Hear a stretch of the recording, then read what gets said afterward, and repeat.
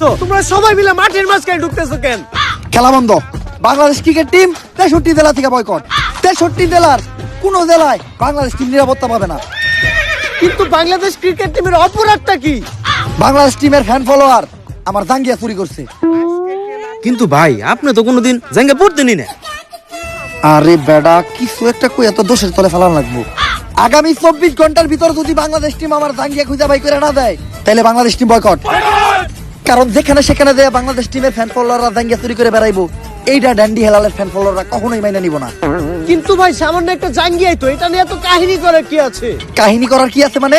ডেন্ডি হেলালের জাঙ্গিয়া ওইটা মিনিমাম 50,000 টাকা বেচতে পারতাম। এই যে শার্টটা চাইলে 1 লাখ টাকা বেচতে পারবো। কোনো একদিন দেখবেন নিচের চুল একটা ধরে টান দিয়ে সিরা বেচলাম 5 লাখ টাকা রেকর্ড করবো, রেকর্ড। কিন্তু ভাই একটা জিনিস বুঝলাম না, আপনার এই মূল্যহীন জিনিসগুলো কিনে কোন ব্যাক কলেরা? এই যে আমার লোকে যে ব্যাক কলের আছে আরাই, এগুলার এক কথায় তুমি আমার সন্তানও বলতে পারো। কারণ এরা আমার কথায় উঠতে গেলে উঠে, বইতে গেলে বহে, চুষতে গেলে চুষে। চুষে মানে?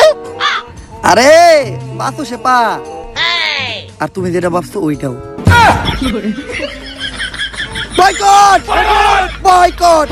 ওই এতদিন পরে পাইছি তোরে, তাড়াতাড়ি পাপ না হলো।